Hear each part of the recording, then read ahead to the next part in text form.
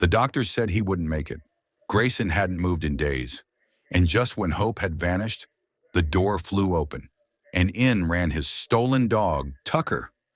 What happened next left everyone speechless and changed their lives forever. Grayson Thompson was a boy full of light. At just 9 years old, he had the kind of smile that could brighten even the darkest room. But it wasn't just his smile that made him special. It was the connection he shared with his golden retriever, Tucker. Tucker had been with Grayson since he was a toddler, never more than a few steps behind him. They grew up together like brothers, inseparable and intuitive to each other's needs. "Come on, boy," Grayson would shout joyfully every morning as the two raced out into the backyard. Tucker would bark in reply, his golden fur shining under the sun as he chased after his best friend. But joy turned to fear when Grayson began falling ill. It started subtly. Fatigue, headaches, lack of appetite. His parents, Emily and Jack, brushed it off at first, thinking it was just a flu. But when he collapsed one evening, they rushed him to the hospital.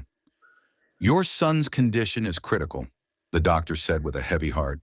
"We're doing all we can, but you should prepare yourselves." Emily gripped Jack's hand tightly as tears welled in her eyes. Grayson was placed in intensive care. Monitors beeped, tubes surrounded him, and the light in his eyes faded. Days turned into a week. Grayson hadn't woken up, and just when the pain seemed unbearable, something worse happened. Tucker went missing. He had slipped out the front gate during his morning walk, chasing a squirrel, and never returned. The Thompsons printed flyers, posted online, drove through neighborhoods calling his name. "Tucker! Tucker!" Emily cried, her voice raw. "Please, God, bring him back. Grayson needs him." But there was no sign. No one had seen him. Unbeknownst to them, Tucker had been stolen by a local dog thief operating in their area. Tucker had been taken to a warehouse outside the city, chained, scared, and alone. But deep in his heart, Tucker knew something was wrong. His boy needed him. In the sterile quiet of the hospital room, Grayson lay motionless, his skin pale, his breathing shallow.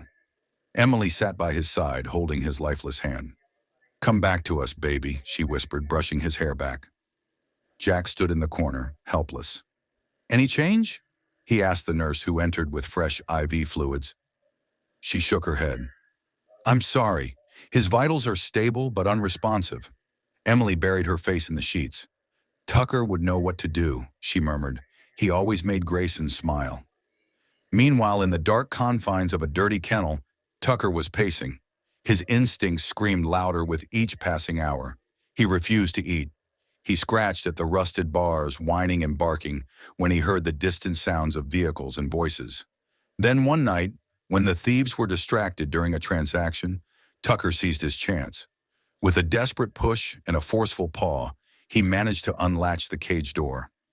Heart pounding, he bolted into the night. The city was vast, unfamiliar, but Tucker followed the scent, Grayson's scent.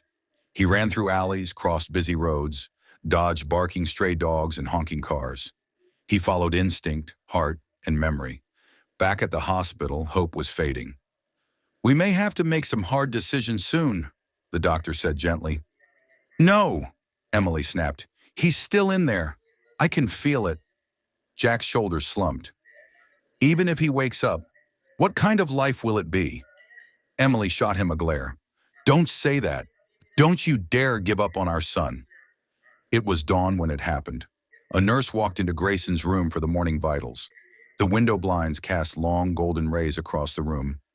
Emily had fallen asleep beside the bed, still clutching her son's hand.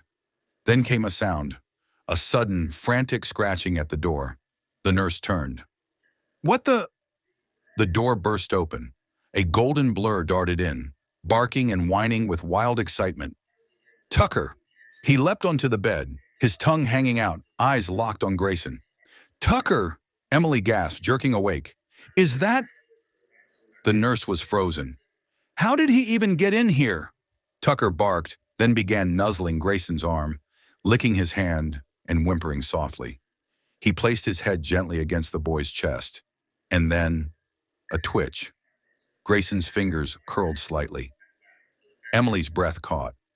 Did you see that? Jack! Jack! Jack ran in moments later. What's going on? Tucker! Grayson moved! His fingers! Doctors rushed in. Impossible, one muttered, but it was real. Grayson's eyelids fluttered. Then slowly, miraculously, he opened his eyes. Mom, he croaked. Emily sobbed. Oh my God, baby, you're awake. Tucker barked and wagged his tail furiously, licking Grayson's cheek. I knew you'd come, Grayson whispered to Tucker, weak but smiling. You always find me. The doctors stared in disbelief. There's no medical explanation. It's a miracle. In the hours that followed, Grayson improved rapidly. His heart rate stabilized. His body grew warmer. He started to speak, to smile, to laugh, always with Tucker curled up at his side. A doctor pulled Emily and Jack aside. We can't explain it, but his recovery began the moment the dog arrived. Whatever that connection is, it may have saved his life. Tucker became the hospital's hero. Nurses brought him treats, visitors took photos, and stories flooded the news. Boy wakes from coma after reunion with dog, one headline read. Faithful golden retriever defies odds. But to Grayson it was simple. He's my best friend, he said. He never gave up on me. Weeks passed, and Grayson grew stronger by the day.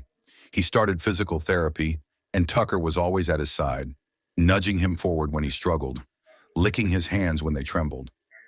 You can do it, Grayson, Emily said one morning as her son stood at the hospital hallway with a walker. I know I can, he replied, glancing at Tucker. Because I've got him. The entire hospital staff cheered him on. Even the coldest nurses couldn't help but smile. Tucker had become a symbol of love and hope, a furry reminder that miracles sometimes come on four legs. One morning, Grayson turned to his parents. When I was asleep, I dreamed of Tucker. I heard him calling me. I think that's how I found my way back. Emily hugged him tightly. Then thank God he came back to us. When the discharge day came, the hospital lobby was filled with applause. Grayson walked out, slowly but on his own, Tucker proudly strutting beside him. The story spread far beyond their town. News stations interviewed the family. Tucker was given a Medal of Bravery by the local mayor. A children's book was written in honor of their story. But fame didn't change Tucker. He still curled up beside Grayson every night, still barked happily in the mornings, still chased squirrels in the backyard. Ready to race again? Grayson asked one sunny afternoon. Tucker barked and wagged his tail. They took off running, the laughter of a boy echoing once more through the trees. For the Thompsons, life would never be the same, but it was whole again. And for the world, the story of Grayson and Tucker became a beacon of what love, loyalty, and an unbreakable bond could overcome. Sometimes life brings us to the edge of despair, a place where all light seems to fade. For Grayson's family, that place was a hospital room filled with silence, tears, and the heavy weight of goodbye. But from the darkest corners of hopelessness, a golden light broke through, and it had four legs and a heart full of love. Tucker's return wasn't just a coincidence. It was a reminder of something so deeply human, that love has power far beyond what we can measure.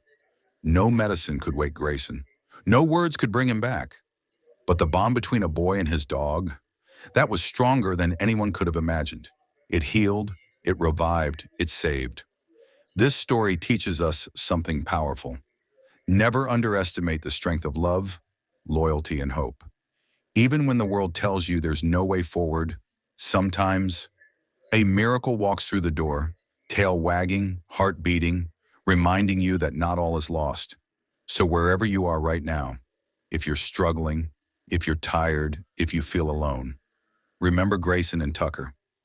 Remember that sometimes love shows up just in time. Thank you so much for watching.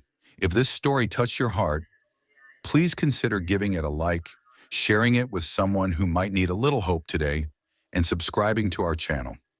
There are more incredible true stories just like this waiting to be told, and we'd be honored to share them with you. Until next time, stay kind, stay hopeful, and never stop believing in the power of love.